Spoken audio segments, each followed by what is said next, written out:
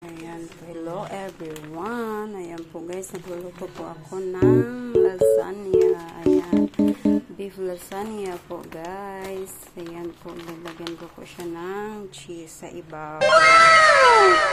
Ayan, para cheesy naman po. Ayan po guys. Ayan. Tapos, ilagay ko po ito sa yummy! Ganito, ito po yung aking gamit na mozzarella spread cheese. Ayan. Masarap po ito guys. Ubusin natin isang pakete ng mozzarella cheese para ano siya, cheesy. Ayan pa. Ayan na lang natin. Ayan po guys. May ayan, ubos na siya. Ayan lang po natin. Tapos ilagay po natin sa ulo. Ayan, ubos na po siya. Scatter lang natin yung cheese na nilaba. Guys, ilalagay na po natin ang ating lasagna. Ayan. Ow! I-bake mo natin ng ilang oras. Ayan po. Ito natin ang rice. Ayan po na siya. Ayan. Lagay po natin ng 250. Ayan. Para maluto yung cheese. Ayan, tapos na natin.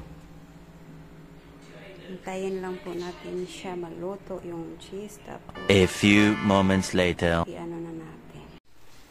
At ito na po guys. Luto na po ang ating lasagna. Ayan, beef lasagna. Ayan po, lagyan po natin ng parmesan cheese. Ayan po.